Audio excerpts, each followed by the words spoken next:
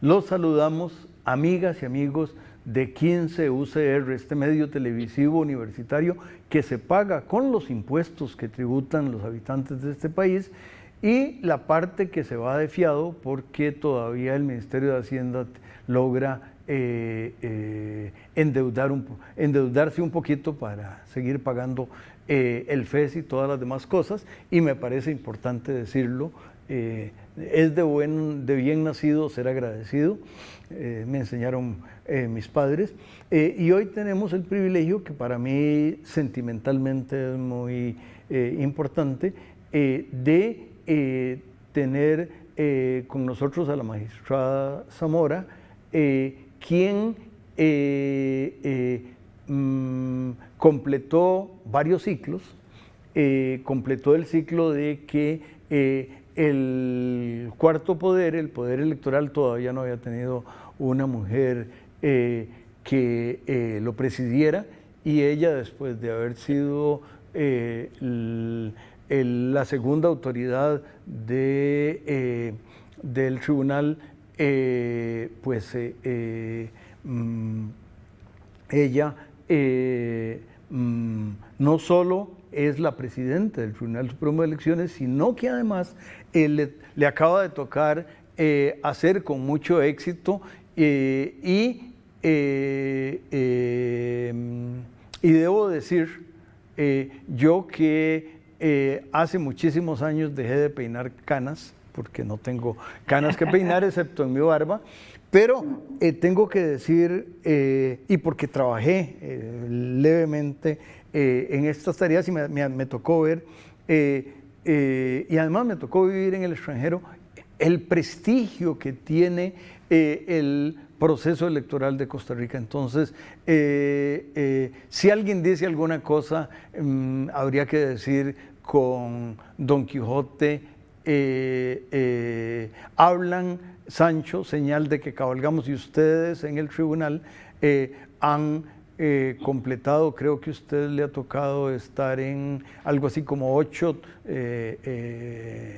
jornadas electorales, entre las de elección municipal y elección presidencial, y tal vez, y ya me callo, debo decir que además usted conoce muy bien el país porque nació en San José, vivió en Heredia, vivió en la zona sur porque su papá era médico, o es médico, perdón por... Era, gracias señor.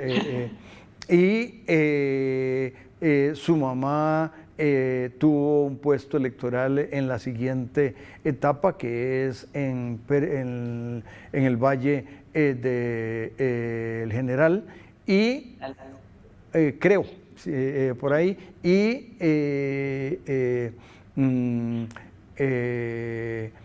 bienvenida al canal, y los felicitamos a usted y al tribunal y a todo el grupo del Tribunal Supremo de Elecciones por el éxito tan grande que tiene. Muchas gracias don Juan Rafael, un gran honor para el tribunal y para mí, y además pues que sea también con Canal 15 de la Universidad de Costa Rica, que es mi alma mater, así que pues siempre es, aunque sea por esta vía indirecta, regresar un ratito, ¿verdad?, al campus de esa alma mater tan querida que llevamos todos tan adentro del corazón, ¿verdad? Sí, mi mamá fue la primera mujer regidora propietaria de San Isidro del General, en el Valle del General, como usted decía, y claro, los temas electorales siempre, pues tangencialmente anduvieron por allí en materia familiar, ¿verdad? Pero claro, nunca me había tocado vivirlos desde adentro, como a partir de las elecciones de 2006, cuando empezó el escrutinio en esa elección.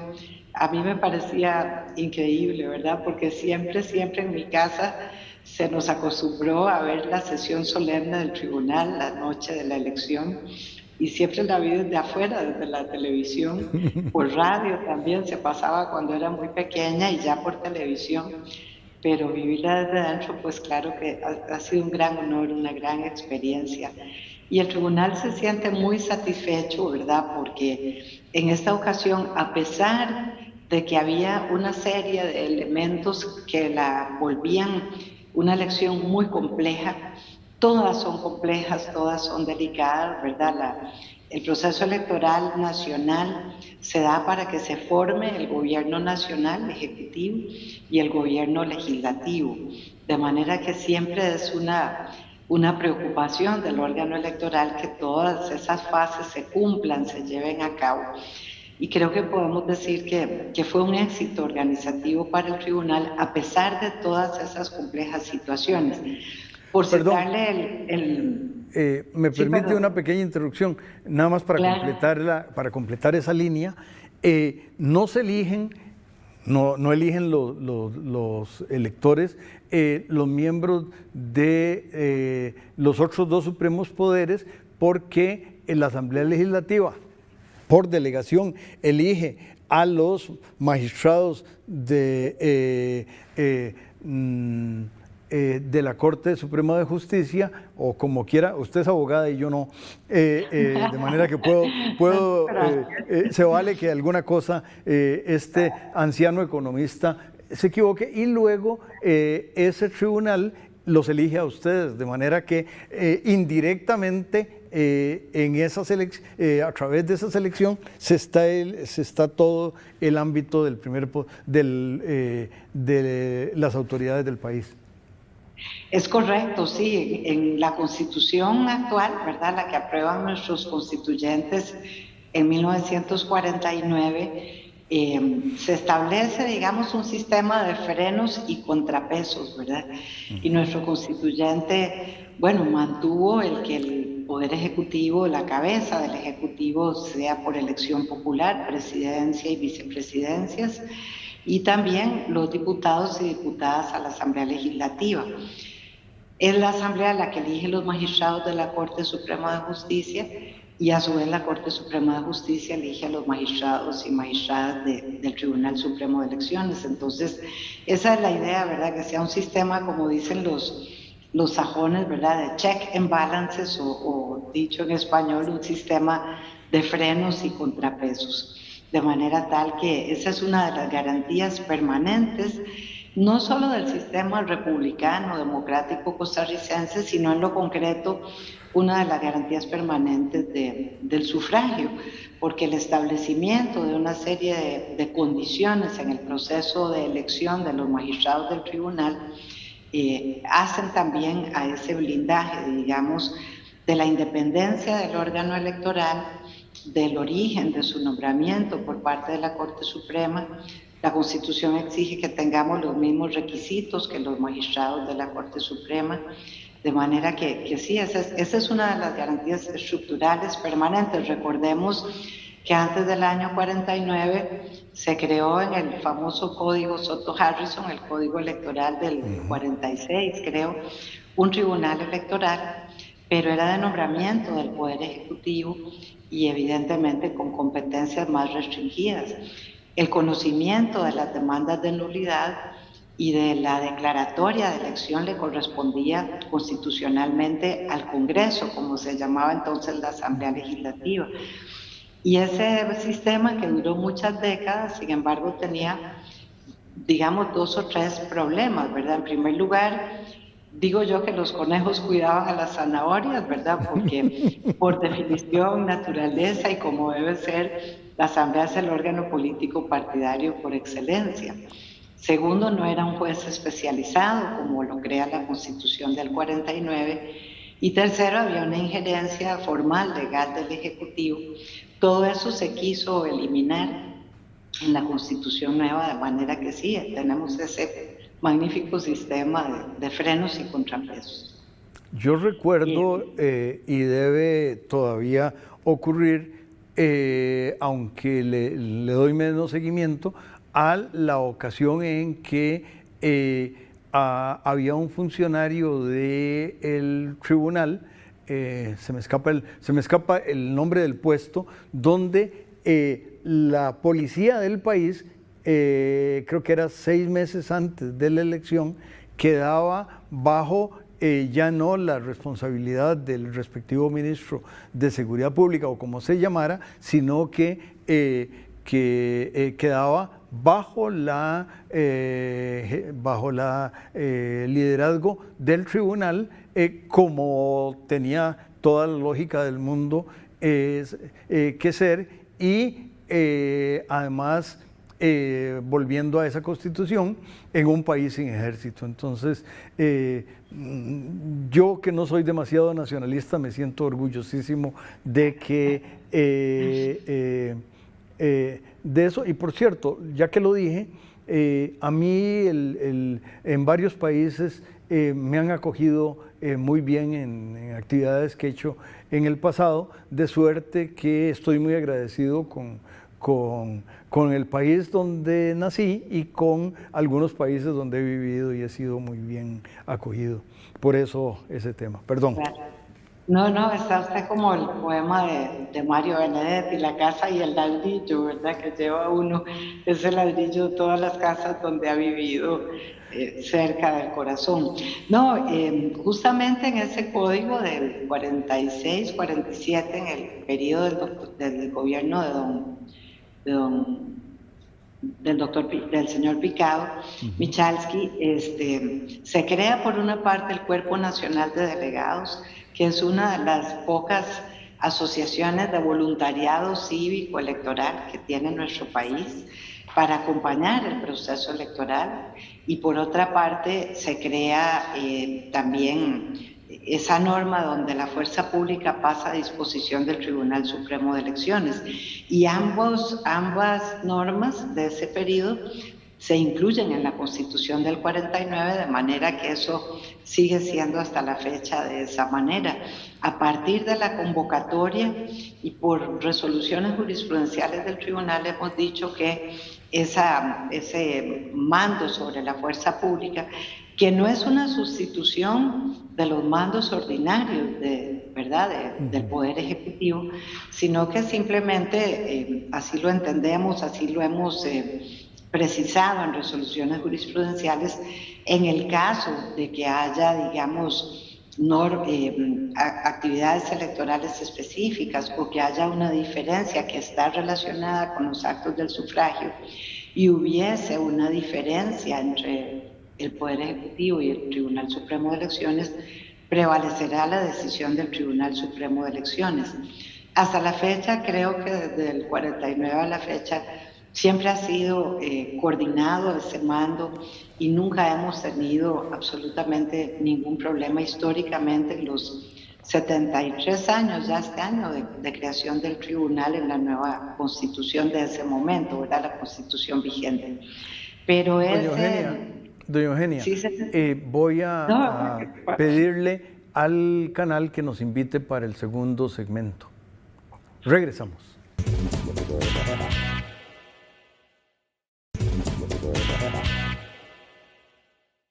Regresamos, amigas y amigos de 15 UCR, con la magistrada presidente del Tribunal Supremo de Elecciones, doña Eugenia Zamora. ¿Y qué sintió doña Eugenia? Y a mí me parece muy importante que haya posibilidades para para todas las personas, independiente de, como se dice, de raza, de género, de todo lo demás.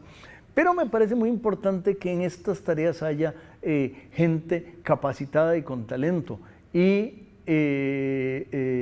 me da una enorme alegría y me siento muy orgulloso en el país de que una magistrada con el conocimiento y con la experiencia suya sea la presidente. ¿Qué sintió doña Eugenia cuando le tocó asumir esa responsabilidad? Bueno, por supuesto que un primer sentimiento de un gran honor y de un gran agradecimiento para los compañeros y compañeras del tribunal. Esta es la primera vez que en el tribunal ampliado estamos 3 mujeres, son minoría los hombres, pero están muy contentos, no se han quejado. Fue un gran honor. Pero sí debo decirle que fue también un honor matizado con sentimientos encontrados. Mi mamá estaba en ese momento en una gravedad muy grande, hospitalizada, saliendo del hospital. Mi papá había fallecido, mi hermano menor, mi esposo, toda esa gente que uno hubiera querido que estuviera con uno en un momento tan importante. También fue un sentimiento encontrado porque una de las dificultades que tuvimos en pleno proceso electoral, a 2 meses de convocada la elección, fue precisamente el retiro súbito del doctor Luis Antonio Sobrado González, nuestro presidente por los 14 años anteriores. Los relevos son naturales, ¿verdad? Todos estamos, además, no solamente en la actividad pública o privada, sino en la vida de manera temporal. Pero por supuesto que un relevo súbito, ¿verdad? A raíz pues, de la situación que él enfrentó, situación ética, por la cual, no jurídica, él no estaba en la obligación de retirarse, pero él entendió que éticamente no podía correr a cargo de una elección siendo una de sus cuñadas candidata a vicepresidenta.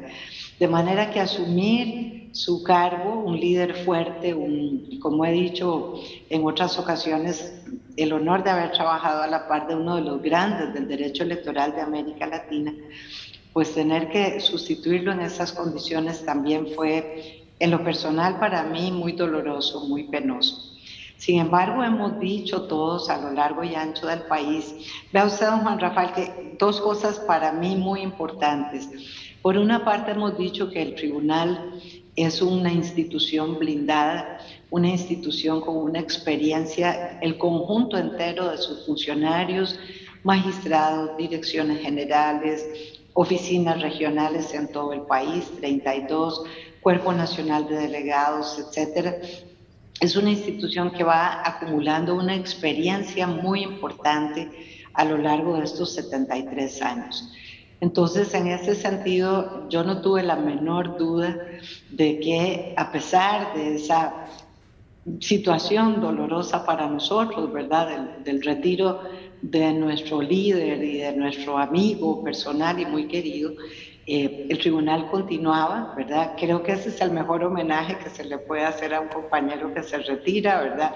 O sea, que sepa que pues el relevo va a seguir haciendo igual y ojalá mejor, ¿verdad? Porque para cada elección hay una evaluación interna nuestra y externa, y tratamos en esas evaluaciones de ver qué temas, no que fallaran, pero que se pueden mejorar para la siguiente elección. Nosotros somos parte de UNIORE, que aglutina todos los organismos electorales de la región, y ahí también hay cooperación horizontal, entonces todos nos copiamos o emulamos, digamos, para usar una mejor palabra. A veces otros emulan cosas nuestras y las mejoran, y a veces nosotros emulamos de otros organismos y las mejoramos nosotros. Entonces, por una parte, había la tranquilidad para todo el país de que el equipo que continuaba en el tribunal seguía adelante bajo los mismos estándares de calidad, de certeza jurídica, de transparencia que el tribunal ha tenido a su haber en estas décadas. Y por otra parte también, yo quisiera resaltar esto porque nosotros todos los funcionarios del tribunal nos hemos sentido muy acompañados. Y hay un tercer punto también. Nosotros somos aproximadamente 1.600, 1.800 funcionarios. Si usted compara con las universidades estatales o con la Caja Costarricense de Seguro Social o el Ministerio de Educación, somos una institución pequeña. Pero cuando se activa el proceso electoral, hay, y esta es otra discusión interna que tenemos, compañeros míos hablan de más de 100.000 agentes electorales, yo creo que somos más de 250.000, porque se involucra tantísima gente, hombres y mujeres de todo el país.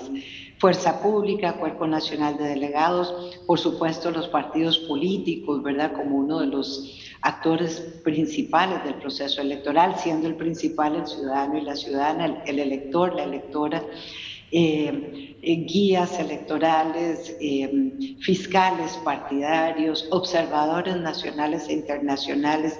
No podríamos abordar, ¿verdad?, un proceso nacional de esta magnitud que ahora se lleva a cabo no solo en el territorio nacional, sino también para los costarricenses que están en el extranjero, solo nosotros. De manera que siempre insistimos en que el tribunal y además el proceso electoral es el proceso electoral y el tribunal de todos y de todas nosotras.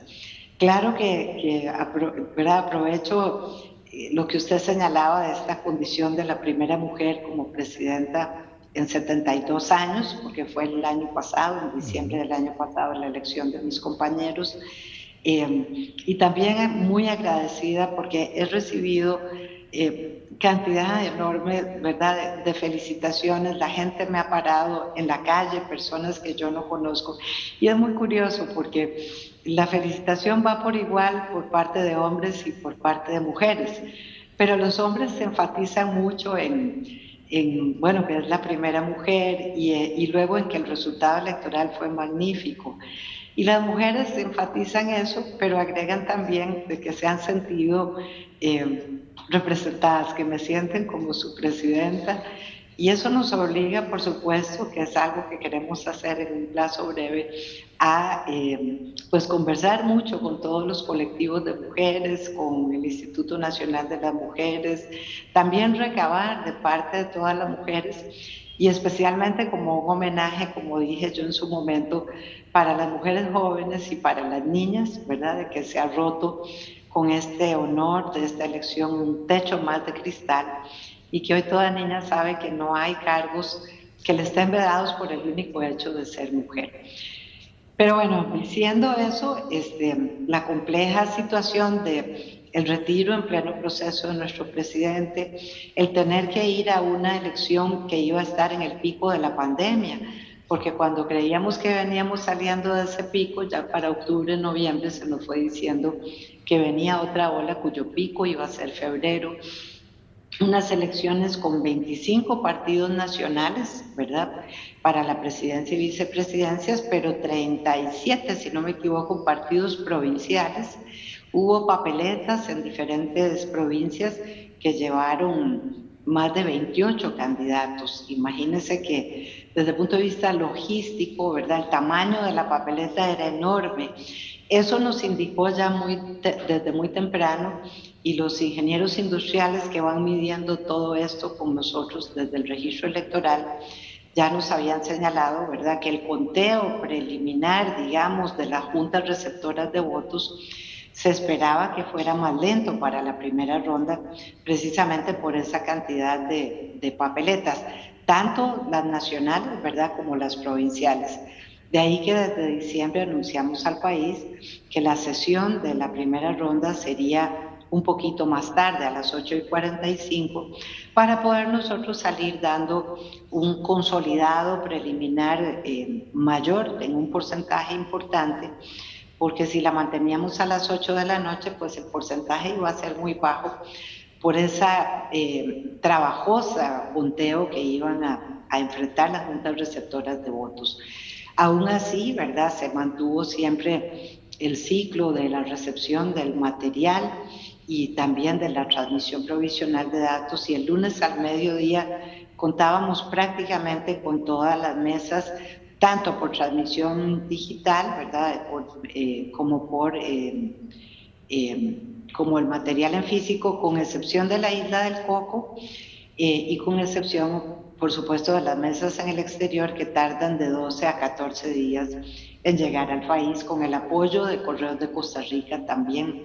Se activa la Comisión Nacional Electoral, allí está la Comisión Nacional de Emergencias, el Cuerpo Nacional de Bomberos, el Ministerio de Salud, en fin, somos muchísimos agentes. Por eso digo que para nosotros como tribunal es un orgullo decir que cumplimos, pero no solo los que estamos aquí, ¿verdad? Sino todo ese montón de compatriotas sin los cuales no sería posible llevar a cabo la elección. Y es una elección nuestra, del país, así como el tribunal. Pues la felicito a usted y a todos los funcionarios electorales, a los 2000 y pico, le reitero que nos sentimos muy orgullosos de tenerlo a usted de presidente de este Tribunal Supremo que casi tiene la edad mía, a las amigas y amigos los invitamos para que se queden con los espléndidos programas de 15 UCR. Muchas gracias y de nuevo felicitaciones. Muchísimas gracias.